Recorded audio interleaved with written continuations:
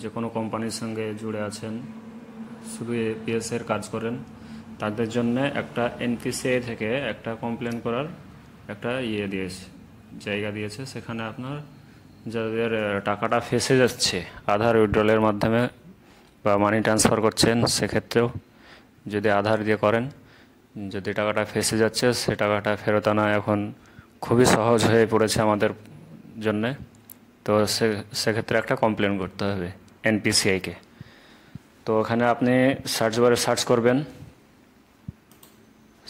আপনি সার্চ করবেন NPCI complain বলে। তো আমি এখানে সার্চ করে নিচ্ছি এনপিসিআই কমপ্লেন। এটা সার্চ করলে আপনার এখানে একটা পেজ খুলে আসবে, দেখতে পারবেন। এই ফার্স্ট এটাতে আপনারা টাচ করবেন, রেজিস্টার এ কমপ্লেন, এটাতে একটা টাচ করবেন। চলুন আমি টাচ করে নিচ্ছি। এখানে টাচ করলে দেখতে পারবেন একটা নতুন একটা ট্যাব খুলে আসছে। তার মধ্যে থেকে আপনারা কমপ্লেনটা করতে পারবেন। আমাদের রিটেলার বন্ধুদের জন্য আরেকটু ভালো একটা হয়েছে। তো আপনারা এখানে দেখতে পাচ্ছেন এই জায়গাটায় আমি আরেকবার করে দিই। এই জায়গাটায় please select A product to start. তো আমাদেরকে এখানে প্রোডাক্ট টাইপ সিলেক্ট করতে বলছে। তারপর বলছে প্লিজ সিলেক্ট ট্রানজাকশান টাইপ। তারপরে বলছে তারপরে আপনি এখানে ড্রপডাউন মেনু থেকে করে নেবেন। দেখেন আমরা এটা করে দিচ্ছি। ট্রানজাকশান টাইপ আমি এপিএস দিয়ে করেছিলাম, তার জন্য আমি এপিএস সিলেক্ট করলাম। তারপরে দেখাচ্ছে ট্রানজাকশান টাইপ, আমি ক্যাশ উইথড্রল করেছিলাম, ওই জন্য আমি ক্যাশ উইথড্রল সিলেক্ট করলাম। ব্যাঙ্ক নেমটা আপনি সিলেক্ট করে দেবেন, কাস্টমারের কোন ব্যাঙ্ক থেকে এটা আপনি করেছিলেন, ক্যাশ উইথড্রলটা করেছিলেন। তো সাপোজ আপনাকে দেখানোর জন্য আমি অ্যাক্সিস ব্যাঙ্কের এপিএসটা সিলেক্ট করলাম। এখানে ট্রানজাকশান ডেট, কোন ডেটে আপনি ট্রানজাকশান করেছেন। তো এখানে আপনার ট্রানজাকশান ডেটটা আপনি দিয়ে দেবেন, আমি 10 তারিখ করলাম।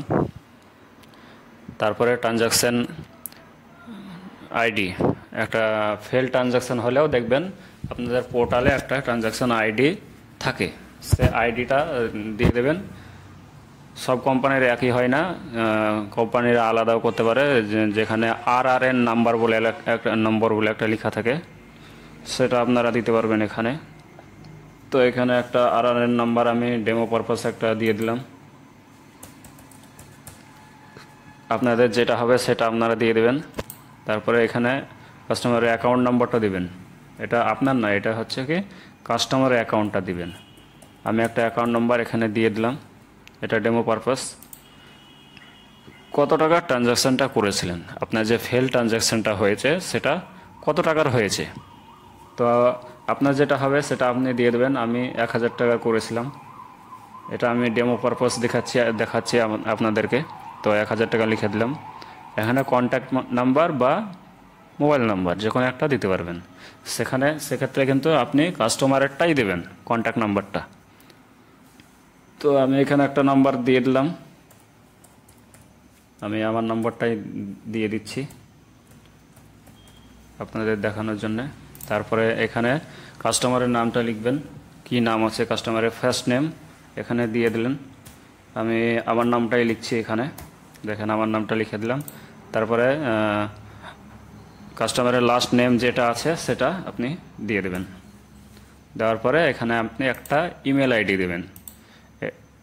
এটা কিন্তু কাস্টমারের হতে হবে। আপনি এখানে যে সব পুরো জিনিসগুলো ফিল করবেন, পুরো ফর্মটা ফিল করবেন, সেক্ষেত্রে কিন্তু সবটাই কাস্টমারের দিতে হবে আপনাকে, এখানে আপনার কিছু দিলে হবে না।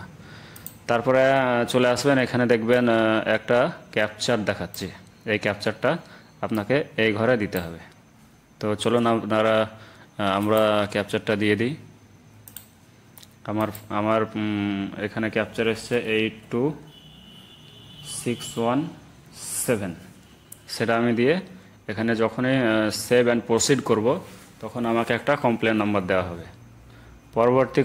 পরবর্তীতে আপনারা যখন ওটা চেক করবেন তখন এখানে এসে আপনাকে দেখতে হবে, দেখেন লেখা আছে check here to, click here to check complain status.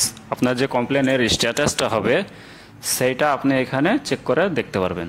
তো এখানে যখনই আপনি ক্লিক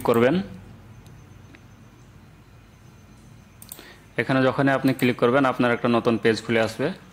হ্যাঁ, ওখানে যে আপনাকে কমপ্লেন নাম্বারটা প্রোভাইড করা হবে, কমপ্লেন নাম্বারটা যেটা প্রোভাইড করা হবে সেখানে আপনি সিলেক্ট করবেন।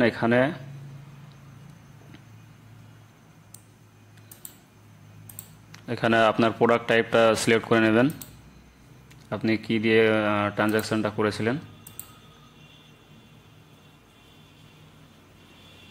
আমাদের পেজটা একটু লোড নিচ্ছে, একটু ওয়েট করুন। তো দেখেন চলে আসছে।